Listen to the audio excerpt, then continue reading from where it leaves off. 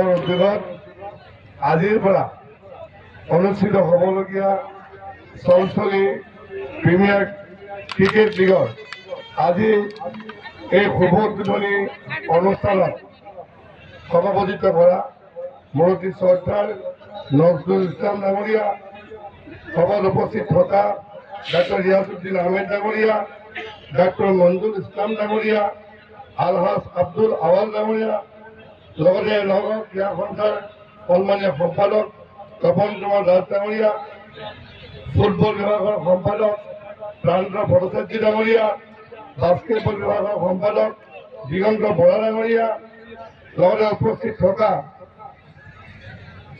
বিশিষ্ট ব্যক্তিসকল আৰু খেলপ্ৰেমী ৰাইজ, লগতে উদ্যোক্তা সমিতি আৰু সাংবাদিক বন্ধুসকল সকলোকে শুভেচ্ছা জনাইছো। অলপ পিছতেই আমাৰ খেল আৰম্ভ হ'ব। 16টা টিমে এই যি প্ৰতিযোগিতাত অংশগ্ৰহণ কৰিছে, আশা কৰো যিকেইটা দিন খেল চলিব খুব সুন্দৰকৈ ৰাইজে উপভোগ কৰিব পাৰিব। মই প্ৰথমতেই ধন্যবাদ জনাইছো যিটো আমাৰ অৰ্গেনাইজেশ্যন নিউ গ্ৰীণ আমাৰ গেলেক্সি ক্লাবক যে এনেকুৱা এটা সুন্দৰ পৰিৱেশ আজি চলচলিত দিবলৈ লৈছে। শ্ৰদ্ধা ৰাইজ, আমি সদায় বিচাৰো যে উঠি অহা প্ৰজন্মই খেলৰ লগত জড়িত হওক, সংগীতৰ লগত জড়িত হওক, বিভিন্ন ধৰণৰ যিদৰে আমাৰ তেওঁলোকে আগুৱাই নিব পাৰি তাৰ লগত জড়িত হওক। আৰু তাৰ এটা পৰিৱেশ যে চলচলিত দিছে, মই ধন্যবাদ জনাইছো যে একেলগে আজি ইমানখিনি দৰ্শক হৈছে। সকলোকে মই আমাৰ উদ্যোক্তা সমিতিক এটা ধন্যবাদ জনাবলৈ সকলোকে চাপৰি বজাবৰ কাৰণে অনুৰোধ জনাইছো। ইমানখিনি মানুহ আছে, এটা সকলোৱে তেওঁলোকক ধন্যবাদ জনাওক যে এই পৰিৱেশটো যাতে সুন্দৰকৈ হয়, প্ৰতি বছৰে হয় আৰু এই চলচলি এৰিয়াত সুন্দৰ সুন্দৰ খেল পাতে, সুন্দৰ সুন্দৰ সাহিত্য সংস্কৃতিৰ অনুষ্ঠান পাতে। আৰু তেতিয়া আমাৰ উঠি অহা প্ৰজন্মই এটা ভাল পৰিৱেশ পাব। খেলক বাদ দি যেতিয়া আমি কেতিয়াবা শুনা পাওঁ যে উঠি অহা প্ৰজন্মই ক'ৰবাত ড্ৰাগছ হৈছে, ক'ৰবাত কিছুমান অসামাজিক কামত লিপ্ত হৈছে, তেতিয়া মনটো আমাৰ বেয়া লাগে। আৰু তাক প্ৰত্যাহ্বান ল'বলৈ এটা উপায় আছে, এই ধৰণৰ প্ৰতিযোগিতাসমূহ অনুষ্ঠিত কৰা, য'ত নৱপ্ৰজন্মই নিজে খেলিব পাৰিব বা খেল চাই নিজে অনুপ্ৰাণিত হ'ব পাৰিব।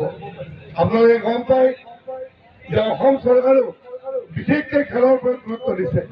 খেল মহাৰণ যোৱা বছৰৰ পৰা আৰম্ভ হৈছে। যোৱা বছৰ 5টা খেলত এই খেল মহাৰণত সামৰি লোৱা হৈছিলে, য'ত ফুটবল আছিলে, আমাৰ কাবাডী আছিলে, মাৰাথন দৌৰ আছিলে, খো-খো আছিলে, এই ধৰণৰ আমাৰ কেইবাটাও খেল আছিলে।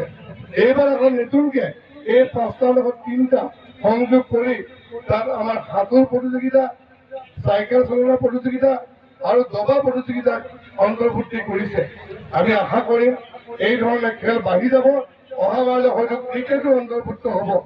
আৰু ইয়াৰ ফলত কি হয় যে ভিতৰুৱা অঞ্চলৰ, বিশেষকৈ গ্ৰাম্য অঞ্চলৰ যিবিলাক আমাৰ খেলুৱৈ আছে, এই খেলুৱৈসকলে তেওঁলোকে এখন খেলপথাৰ পায়, এখন মঞ্চ পায় আৰু তেওঁলোকৰ যিটো নিজৰ প্ৰতিভা বিকাশ কৰিবৰ কাৰণে সুবিধা পায়। আৰু এই ধৰণৰ খেলবিলাকেও আমাৰ উঠি অহা প্ৰজন্মক খেলৰ প্ৰতি আকৰ্ষিত কৰে। মই দীঘলীয়া বক্তব্য নাৰাখো, মই পুনৰবাৰ উদ্যোক্তাসকলক ধন্যবাদ জনাইছো যে আজি ইমান সংখ্যক খেলপ্ৰেমী ৰাইজ একগোট হৈছে। তাৰমানে এই বৃহত্তৰ চলচলি অঞ্চলত ক্ৰিকেটৰ ভাল পোৱা, খেল ভাল পোৱা কিমান মানুহ আছে, সকলোৱে বিচাৰে এখন ভাল খেল চাবৰ কাৰণে।